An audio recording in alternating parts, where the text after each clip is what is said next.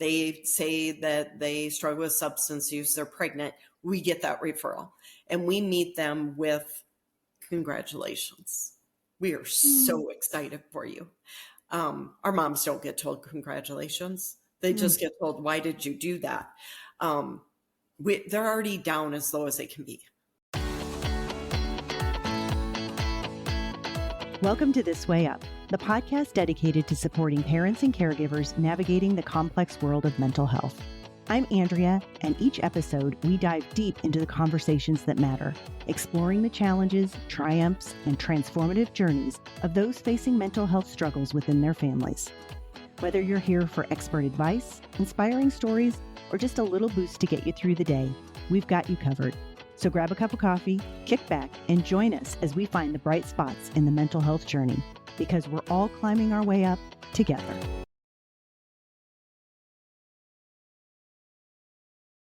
Every year, thousands of babies are born to mothers who struggle with opioid addiction. Today's guest, Tara Sundem, who is a neonatal nurse and educator, has made it her life mission to give these babies and these mothers a fighting chance. As the founder and executive director of Hushabye Nursery, she has saved over 1,000 babies and their families by bringing hope, compassion, and life-changing recovery to a population that's oftentimes disregarded. Please listen to this if you want a heartwarming story, one filled with hope and positivity, because Tara is that person. She literally is changing lives and making this world a better place. Well, good morning, Tara. How are you? I'm great. Thank you so much for inviting me. I am very interested to learn more. We've gotten just enough to whet my palate so that I can dive deep into this with you. I'm excited about it. But let's go ahead and start by the story behind Hushabye Nursery. Yeah, so I am a neonatal nurse practitioner. So I've taken care of babies for almost 3 decades. That's my love.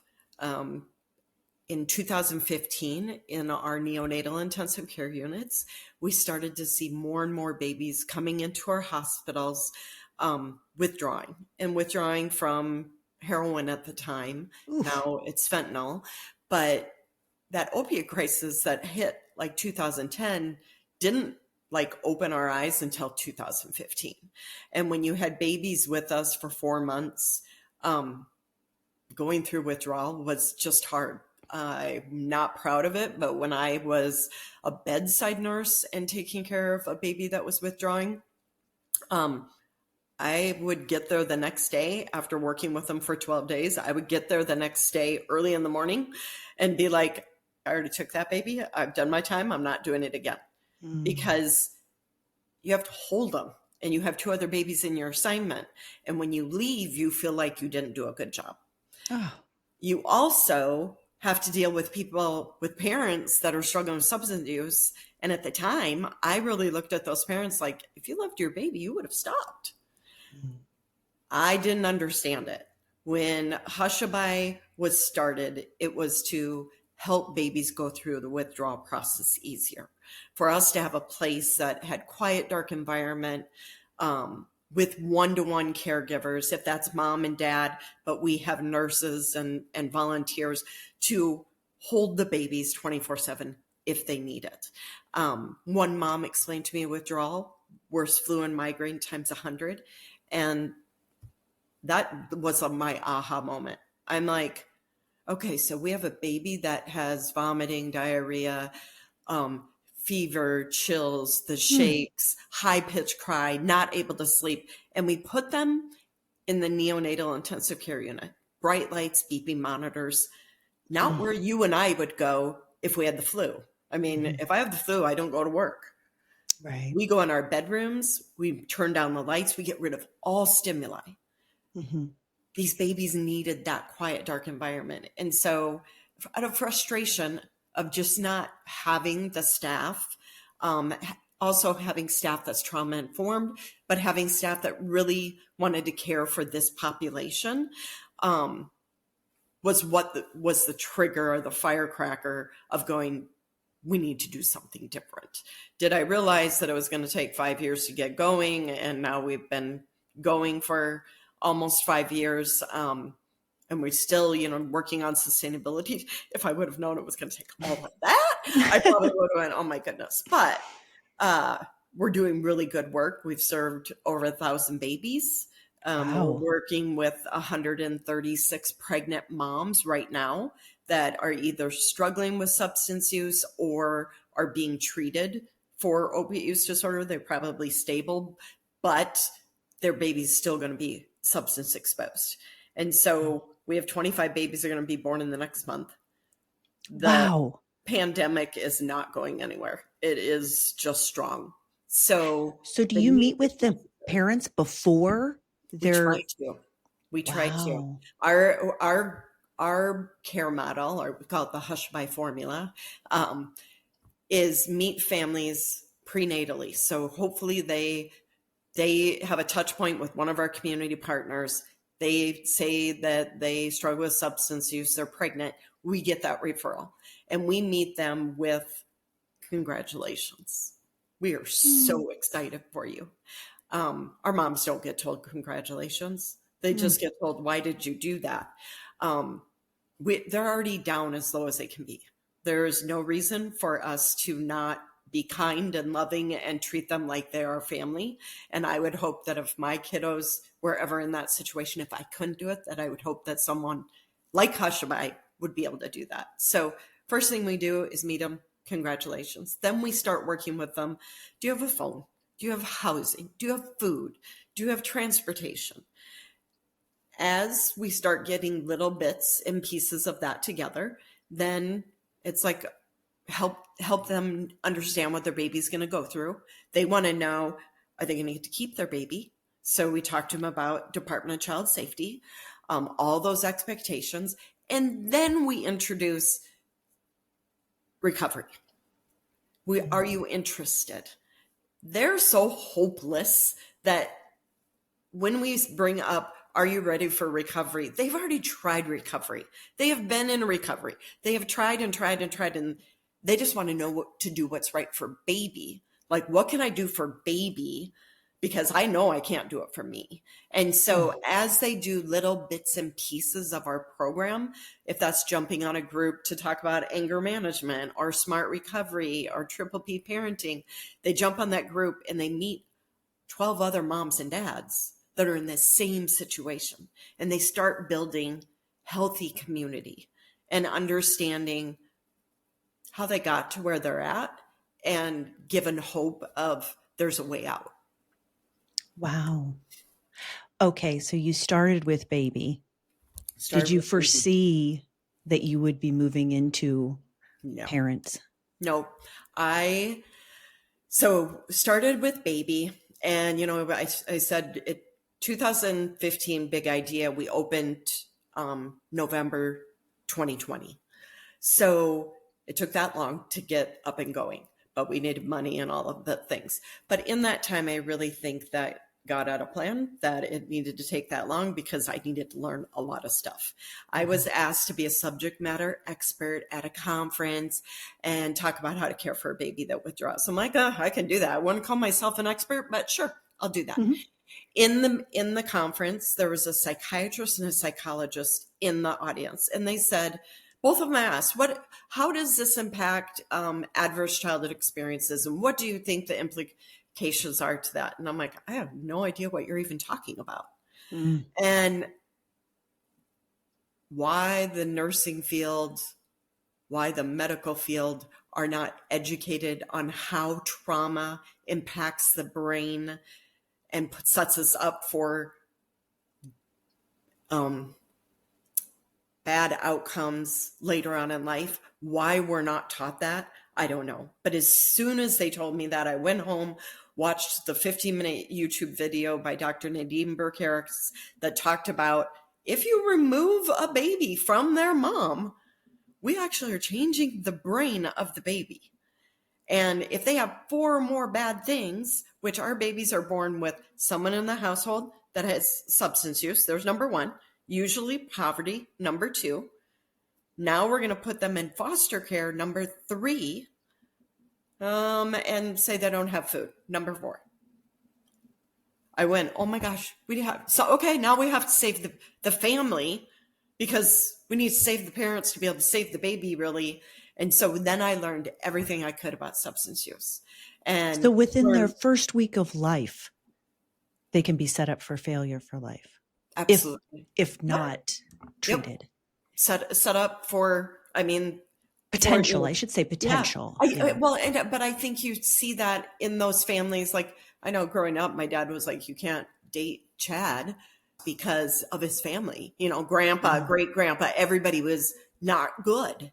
And that's that generational trauma and us not knowing that. And so when I heard that, it was like, okay, so we do a lot of that education to families for them to have that aha moment of, oh my gosh, I was born like that. And okay, maybe it wasn't me doing all the bad.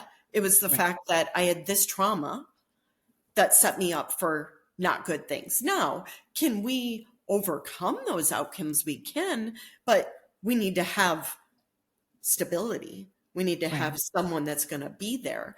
And so learning all of that, learning more about substance use, understanding that, gosh, a mom should never go cold turkey when she finds out she's pregnant. She will miscarry or she will deliver prematurely. So I used to think that moms, if you love your baby, you would stop. Right. Why do you I think that's stop? probably common, right? Yeah. You didn't even care enough to do that. I don't know that I said it, but I definitely thought it. Tara, I'm just going to say, it's amazing that you say that, right? That you own up to it, because absolutely. I think we've all had those, I don't know, maybe not the nicest thoughts, but they're coming from not being educated, right? Yeah. And then, and that is all it is. It's and it is, I'm not saying ignorance bad. I'm saying ignorance that you just don't know. And you don't understand. Now, some people, even my peers and colleagues, are stubborn. And I want to go, you have to read the data. And the data is right, and the literature and the studies. And the studies show that babies do better with their parents. And guess what? Babies do really good at Hushabye. The average stay for a baby in the neonatal intensive care unit to go through that worst flu and migraine times 100 is 22 days. At a Hushabye, it's 8. Wow. So when you and I have the flu, if you could tell me I could be better in 1 hour, I would want to go in that environment to be better in 1 hour. So Hushabye is making a difference. But the other thing that we do is babies come to us. They deliver in the hospital. They come to us. Mom and dad can come with us. Mom and dad can get treatment by caregivers on site without having to leave their baby. So we have behavioral health intersecting with medical, all under the same building. And if mom and dad are still struggling, we're not saying that they can't be there. We are being trauma informed and understanding that they're just not ready yet. Is there a way, say a mom uses in the parking lot and she walks in and we know she's under the influence. She's not being dangerous. She's not being disruptive. She's just under the influence. She's under the influence. I'm not going to let her hold her baby, but I'm not going to tell her she can't hold her baby. I'm going to say, oh my gosh, you just had a baby. You're exhausted. Let's get you in the shower. Let's get you some food. Let's get you some clean clothes. And people that struggle with opiates want to go night-night. Yeah. Let's put you to bed. And they get to be in bed by their baby. And I tell them, I'm going to hold your baby and you go night-night.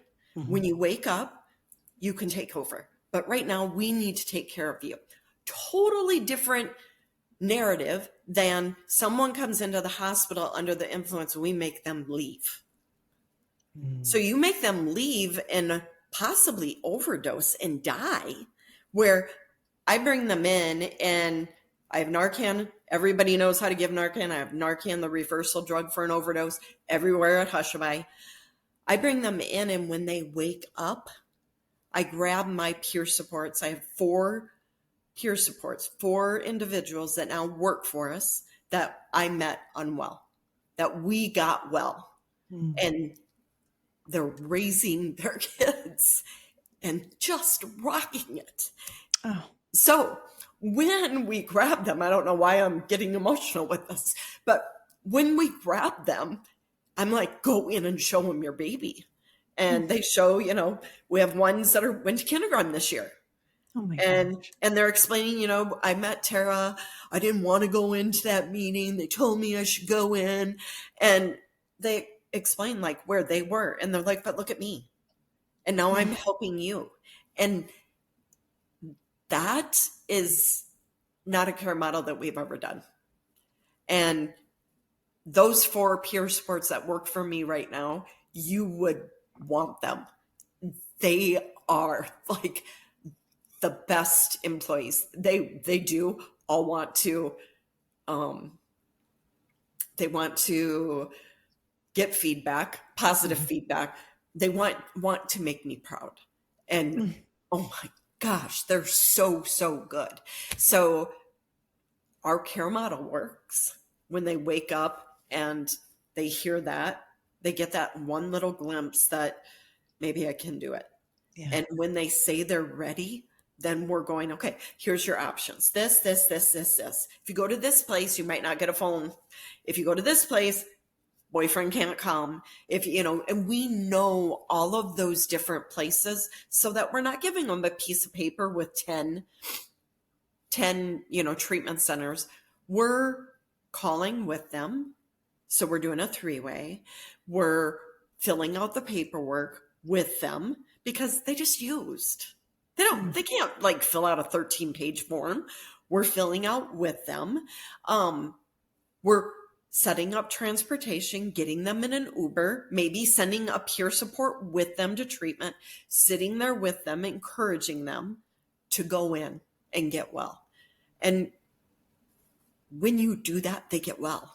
Not all of them, but families that connect with us, families that don't connect with us until they have their baby, we get at Hushabye almost 7 out of 10 get into treatment. That is an unheard of number. So we know what we do inside our 4 walls is magic, because that is something that no one can say that in the behavioral health line that you're getting that many people successfully into treatment. They have a baby. That's their firecracker. That's their want. They're in love. And this is their time for going, gosh, you guys are going to help me do all this. Like, I always say, just do it for them. Then have them do it. You watch them, and then they do it themselves. So we just show them how to do it, teach them how to do it, and then they do it on their own.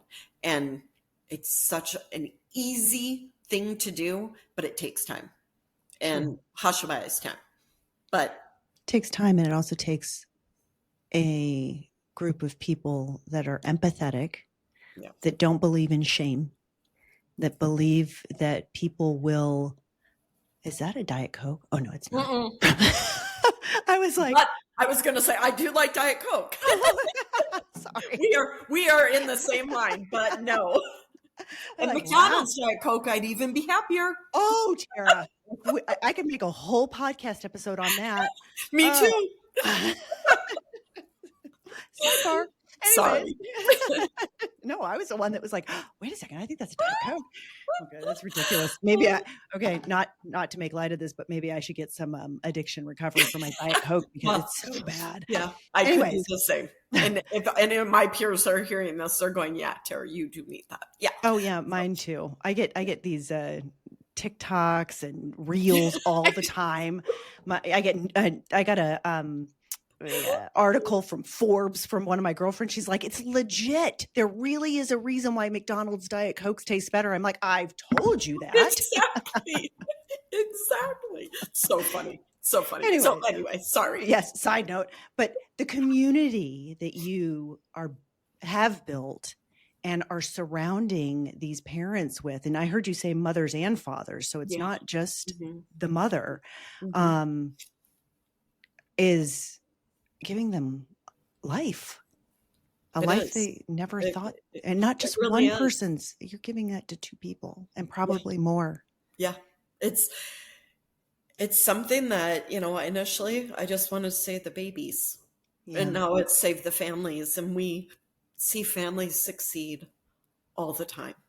I have a mom that tomorrow we're going to do a video of her story. She was a sweet mom that she came to us just defeated, scared to death, was struggling with substance use. And I don't know, I can't wait to hear like what she says her aha moment was.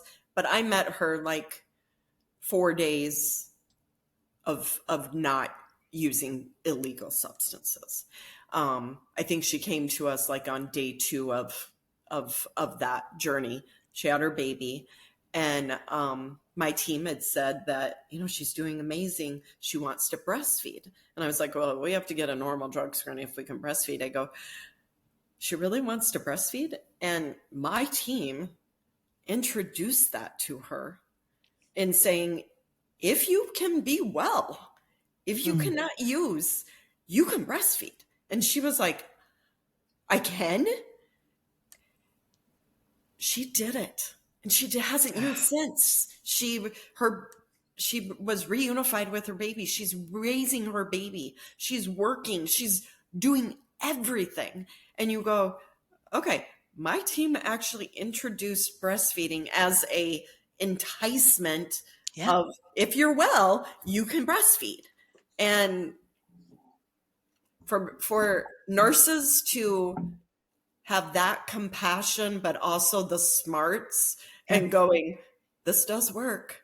If we, because our parents want to be able to do something that no one else can do for their babies. And we can't breastfeed them. Right. They can breastfeed. Helps with the bonding and attachment and the Mhm. brain development and all of the things. And this mom did get a normal drug screen. Took 8 days to get out of her system, but got a normal drug screen, breastfed her baby. Baby went to foster care. That was a long story. But after, I believe, 4 months was reunified. And after 4 more months, DCS closed their case. That is a really short time for Department of Child Safety to be involved, especially in a mom that already had other babies that I believe her rights were severed. Mm. And Wow. so to see her come so broken and then to go, I think I can do it. But That's that amazing. was our staff building her up. Our staff being able to go, you can do this. So so you don't just stop once you release the child, that baby and the mother, you're there for a longer period of time? As long as they will have us. So our outpatient programs, so the prenatal part and the postpartum, are as long as they'll have us. It's not. A lot of our services are virtual. So if they jump on groups, it can be virtual. They can do phone calls with a therapist. It can do all of that. But I have some moms that have been working with us for 4.5 years. Wow. So they're, some have had oopsies instead of a relapse. We call it an oopsie. Some did great. There was an oopsie. DCS got involved. Now we're going to court. We're doing all the things, getting them back on track. An oopsie doesn't have to mean that you lose your baby. An oopsie means that you need more community, more supports. So as long as they need us, we're there. If they say, at a year, we're good, we don't need you, but at all of a sudden baby turns 3 and there's behavioral health or behavioral problems with baby, they can come back to us and we'll start doing the case management. It's like, okay, this is stressful for you, so you're at risk for relapse. Let's get you in with our counselor and all the things, but let's get you in case management for that baby to figure out what service in the community we can help you fill out that 15-page paperwork. And let's do it together so that you're not so overwhelmed. They can do parenting classes. We have programming up to a year of age, like for the babies. Not that we're providing care specifically to the baby, but more parenting for the baby. So at a month of age, your baby should be doing this. These are the milestones at 2 months, at 3 months. They love to show their babies off. They, Sure. when they're on groups, you have groups that have moms that are pregnant and moms that have 3-year-olds. And these moms that have 3-year-olds are telling the moms that are pregnant and scared to death what they've been through, what worked, what didn't work. They give them hope of going, okay, I want to do what they did. They're raising their baby. How do I do that? And that's what we're able to do. Every mom and dad's journey is completely, individualized. You never know what one of them's going to be a bit ready for and up for, what Sure. the staff says at the right time, at the right place. I always tell my staff that, if one of our parents is upset with you, it's probably not what you did. It's probably you triggered them somehow. Maybe you chewed the Right. wrong way. Maybe you looked at them wrong way. Maybe you look like, someone. That our families have so much trauma that we do a lot of education to our staff members in trauma-informed care, understanding someone's journey. Mm-hmm. And just knowing that, what? Today, I am not going to be in that mom's presence. This other person is going to take over. I'm not going to take offense to it. I'm not going to get upset that, how dare she not want me to care for her? Right. And just realize that maybe she's having a bad day. Yeah. And I was the first one that she was able to take it out on. And okay, I'm just going to go the other way. And that's not trained in regular nursing school. I don't think, Tara, that's been trained until recently, honestly, is that being able to look at things from not such an egocentric place. Yeah. When somebody reacts to us, we react back, probably as, a defense mechanism or learned behavior, whatever it is. And I just think that this discussion has recently started in the, the last 8 years, maybe it's just when I started listening to it. But it But I do, yeah, that we're like, wait a second, this isn't about me. This is about them.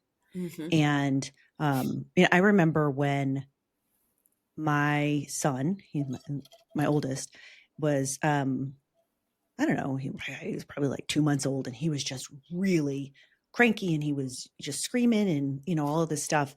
And it must have been a mother in some store said, gosh, I would be really sad, or I would be really cranky when I get tired too. Because I said, oh, he's tired. And she says, I get really cranky when I'm tired too. And I remember thinking, well, yeah. Of course he's cranky.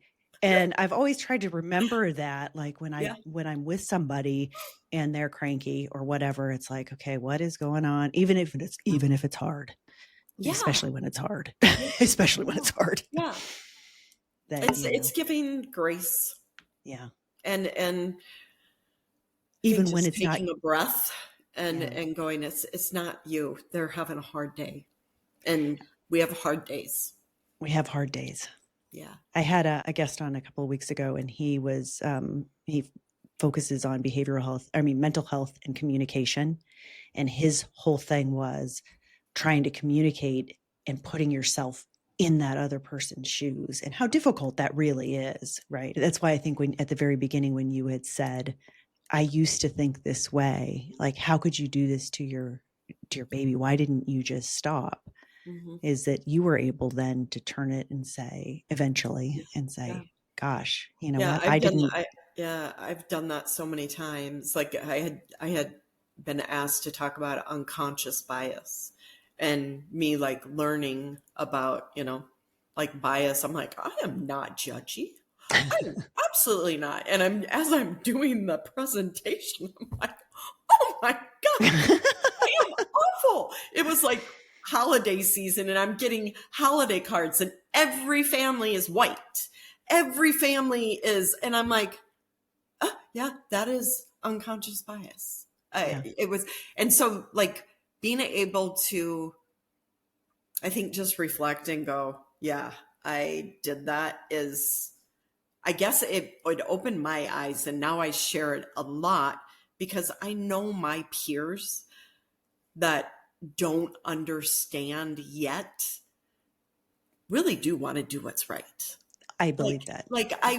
They went into the healthcare field to make a difference. Yes. They didn't want to make a difference to be mean to somebody, but they don't understand that if a mom comes in and labor and deliver, and I've had this, and she is tweaking, she is like all over the place. She's baby's coming out. She is off the bed.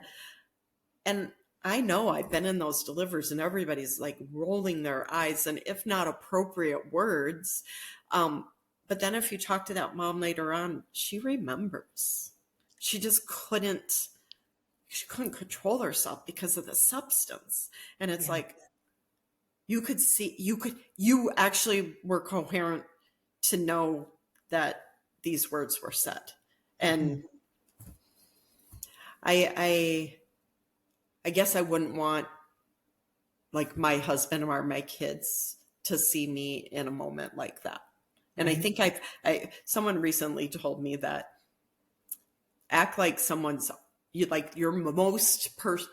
people that you most look up to or you value their opinion, that in your actions, assume that every time you write an email or anything, would they be proud of you in that moment? And it's like, that's actually really, really good.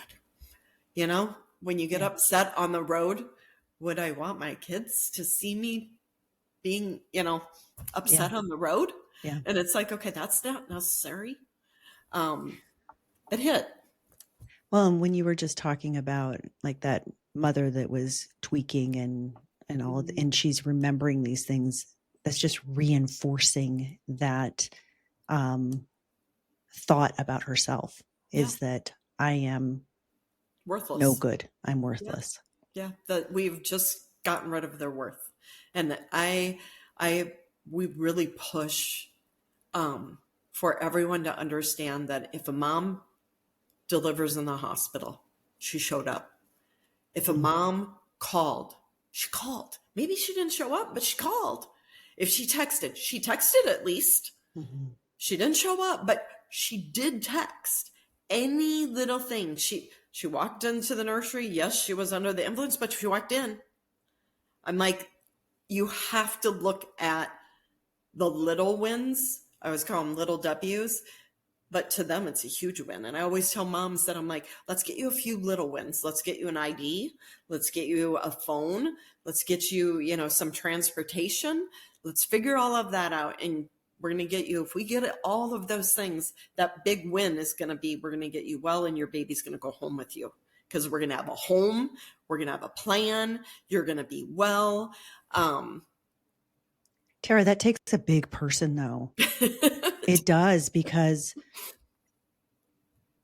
and I'm just being honest here, is I think I would become so protective of that baby, right? And you're looking at it, that baby years out. And you have to look at it. And I mean, I would just be like, oh, I don't know. There's the unpredictability and, it would be very hard to overlook that. Yeah, we absolutely will not send a baby home if it's not safe. Sure. But are there supports out there that we can put into place to keep that mom and baby together? There absolutely are. Not always. Do we have to get really creative? I mean, like we have our favorite treatment center, and usually we keep it very full because we'll be like, okay, do you have an opening? If we can get the moms up for the rules that they have there, it's like that's where I say to go. My one peer support took us 5 times to get her into the right treatment center, and now she's the one that works for us and does all DCS cases. She had her 2 kids out of home. She was reunified. She was raising her 3 babies. She's doing amazing. But that's the one program that we do. But we know that, okay, we're going to fill out the application. There's no openings right now. So we're going to go to this other one. It's okay. It's not fabulous, but it's going to get you by for 2 weeks. And then in 2 weeks, when we know these other one is going to have an opening, you're going to slide over and it's going to work. We know those supports that are out there. Hospitals don't know that because, I mean, you just don't know of everything that's done in your community. And Right. I think a lot of it, substance use scares us as a community, everyone. It does. Yeah. Mental health scares us. And these babies were not a priority. Now they're becoming a priority because there's so many of them. That's what's so sad. And out of necessity, we need to make them a priority. But why were they not a priority in 2010 when it took a long time? And now the cost of care, $80,000 for a baby to be cared for in the neonatal intensive care unit. We're about 10. Wow. 96% of our families are on Medicaid. Wow. We have saved the state of Arizona over $65 million just by caring for babies at Hushabye. We've now reached, we're probably close to about 1,100 babies, but just 1,000 babies, that's $65 million in cost savings. That's not even the cost of, we kept 80% of our babies in home, only 20% went to foster care. So how much does that cost? And Right. then 18 years down the road, when this baby is in jail, incarcerated with substance use, compared to the 80% that are going to college, they're working, they pay their taxes. It's a huge cost savings to implement something that really is not that hard. It's just hard to do something that's never been done in the country. Right. Well, and that's where we get back to, you said, I don't think you're being critical of hospitals in any means, No. but we have to learn. And you were instrumental in helping them understand that there is a need that needs to be filled. Yeah. Now, are there other organizations in other parts of the country that do similar to what you do? And how would a mother or a pregnant mother find an organization like this? Yeah. There's a few. Lily's Place in West Virginia, Bridges Path in Ohio, Maddie's Place in Seattle. There's Jacob's Hope here in Arizona, along with us. All different, but serve a baby that's substance exposed. All of them are now becoming more and more trauma informed. I would think that I will say this, we lead probably all of them in being trauma informed, but they are all focusing on it, all getting there where they need to be. How do they get connected with us? Mostly the medication assisted treatment program. So the methadone clinics we have community medical services is the largest medication assisted treatment program here in Arizona. We have a really, really good relationship with them. And then our second biggest referral is our parents. 99% of our parents say that they would recommend our services to a loved one. 99. And so that does show with our referrals. They see a friend that is still struggling, that now is pregnant, and they're coming in, they're connecting us. Sometimes the friend doesn't connect with us until after baby's born. That's fine. Sometimes it's not until the day before rights are going to be severed. And whenever it is, we're stepping in trying to help. Now, when it's the night before rights are going to be severed, is it going to be hard? yeah, it's going to be hard if we can do much, but we can connect them with the legal team that will review and try to figure everything out and do that last minute Hail Mary. But if that mama comes in or that dad comes in, we look at it, you came in. Let's help you. And let's figure this out. Let's make this that, that you're not pregnant in 9 months in the same situation. Let's make it that we get you well. You're raising your baby. If you're pregnant in 9 months, it's because you planned it and you're excited for it. And this is where we're supposed to be. Let's make it that way. Instead of, if your baby goes to foster care, more than likely baby's out of home for 6 months. State of Arizona, 18 months is the average length of stay in the foster care system. But say 6 months, that's a very short time for a baby to be out of home, which you hear that and you go, short, really? Which it is a very short time.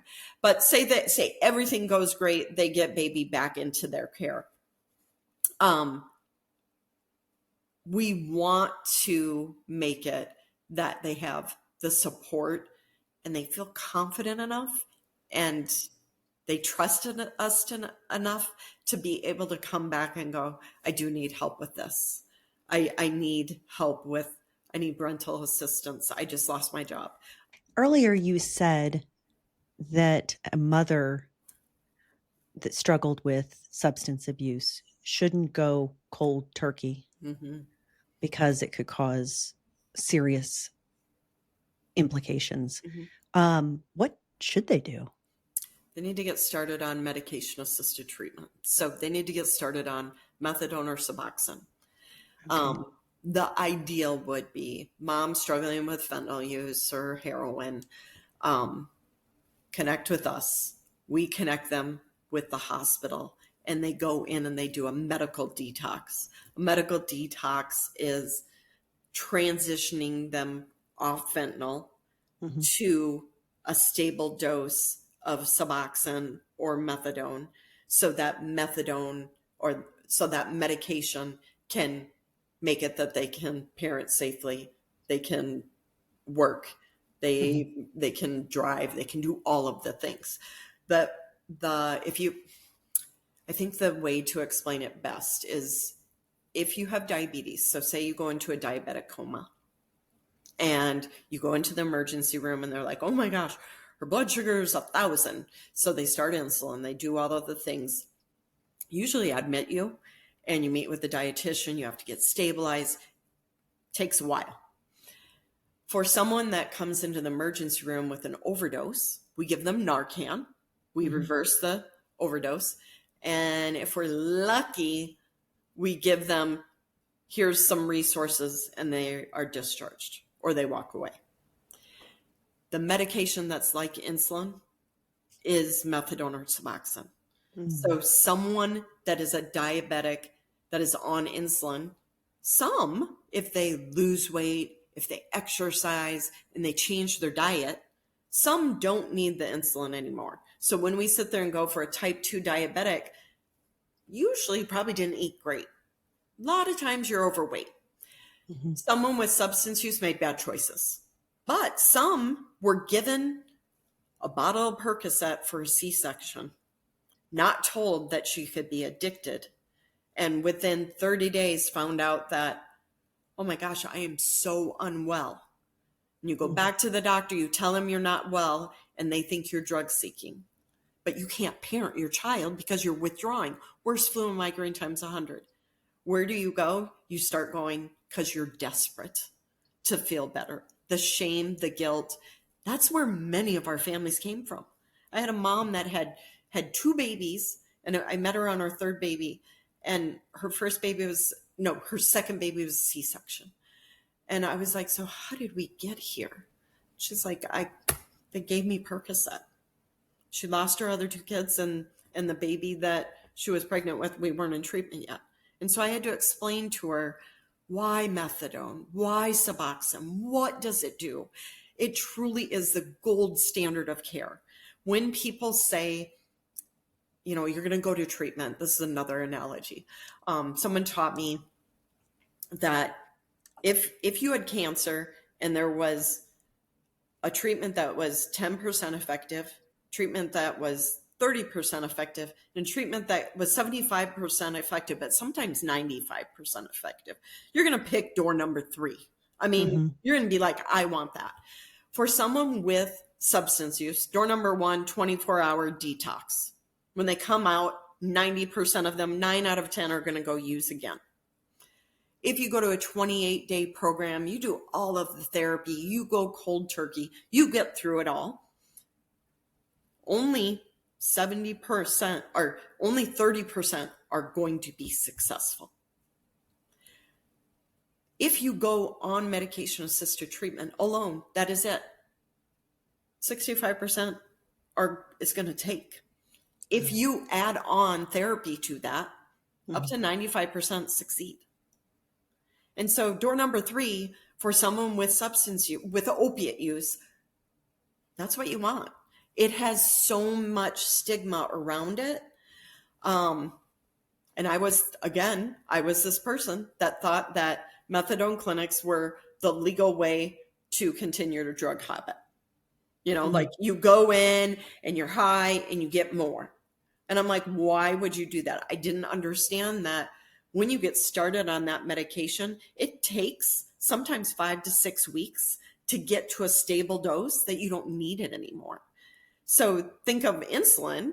When you go to the hospital, it may take a week in-house to get you stable. For someone with substance use, we don't put them in-house. We do outpatient behavioral health. But for a pregnant mom, if I can get her to agree to go in-house, it's about 7 days, and we get her stable. And then if we can start, when we're ready to discharge her, if we can get her engaged with Hushabye services, when she delivers this baby, that baby's going home with her, if we can do that. Do they stay on methadone forever, or is that a temporary? I know I'm kind of going. So methadone is very much, again, like insulin. Some people can get off insulin if they change their diet, exercise, and lose weight. Some people on methadone, if it is their choice, can get off. Usually you need to do all the therapy, all the treatment. Right. I tell my moms that first year postpartum, please do not even think about getting off. Right. We have, we lead the nation or lead the world. I think we're top 4 or 5 in the world for maternal mortality and morbidity. And substance use is usually involved in why moms are dying. So that first year postpartum, I'm like, please don't do anything. We just want to get your hormones and parenting and everything into place. But then after that, as they're doing more and more therapy and they're going to start titching away on their medication, they should be bumping up their therapy. So they're titching, they're bumping, and they're making sure that they have what they need. I have peer supports that one is weaned off. The other one is close to off 5 years. Wow. And the other one is like, I'm not touching it. I was going to say, there's no shame in staying. Yep. She's just right? Like, I'm doing well. Why would I mess with this? I've never done this well ever. And she'll probably be on it because she can work, she can drive, she can, she's doing a fabulous job. She can do everything with it. Yeah, she has to take a medication. If we think of opiate use disorder as a brain disease and a chronic illness, which it is, they take a medication every single day so they can work, drive, do all the things, pay taxes. Too much information, but I have epilepsy. I take a medication. It's a brain disease. It's a chronic illness. I will never, ever, ever not have to take my medication. I do it so I can run Hushabye, so I can parent my kids, so I can live in a house, so I can drive. Same thing. When you hear I have epilepsy, you're like, oh my gosh, I'm so sorry. But you hear a mom that has substance use and we're like, you made bad choices. Yeah. If I could get everybody to think just a little bit more about that. And drugs are bad. Drugs do make you do bad things. But a lot of times if we get them well, you would never believe a well person being able to do the things that they've done while using substances. I had a daddy that was going to do, before we were open, I was doing a pregnancy group. Such a sweet man. I met him and he was stable on methadone. And they were expecting their first baby, but he was going to go to prison for, I think, 13 years. And I was like, what are you going to prison for? And I'm like, you're like the model. I mean, he was doing everything right, working. He was doing everything right. And I'm like, okay, we need to like write letters. Who do I need to write a letter to? What do we need to do? Because you need to be there to parent your baby. And I'm like, and he had heard about adverse childhood experiences. And he's like, if I go to prison, my baby's set up for even more failure. And I'm like, yep, your baby is. And so, knowing that he had 26, I don't know if it was 26 felonies, but 26 things that was on his rap sheet. And I was like, boy, you really were a naughty boy. And he goes, I was not good. And I'm like, he goes, but I never did anything like dangerous. He goes, everything that I was doing was trying to get well because I could only function if I had heroin at the time. He goes, it was just for me to be well. That was it. It wasn't I was getting high. It was that I could get up and walk around. I was like, okay, what he was going to go to prison for, the final for 13 years was he stole a phone from the Apple store, and his getaway car was the Bird scooter, and he got caught. What's a Bird scooter? Do you know those electronic scooters that everybody rides in and out that you can get out in the like you rent them on the road? Oh, no. You have them I know you have them in California. I'm sure we do. They're either green but people are always riding them. But you rent them, and it's not a class scooter. I mean, it's just a little. That's a little. He didn't have a chance. He didn't have a chance to get away. And I'm like, that is what you're going to use my tax dollars for. So we wrote letters. He gave data on adverse childhood experiences. He did not go to prison. Fluke, probably, but we had the data. He had the drive. And he had the hope to advocate. And he was advocating for him, but he was really advocating for his baby. He was like, please don't do this to her. And I was like, you're right. He's like, do it to me, but not to her. Tara, I think that is a beautiful way to end this. I mean, with tears in my eyes, I say, you are an angel. The people that are at Hushabye are angels. And I hope that you can continue to spread the word because it's really a beautiful thing you're doing. Thank you so much.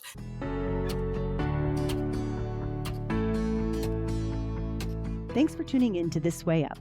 I hope you're feeling a little lighter, a little brighter, and ready to take on whatever comes next.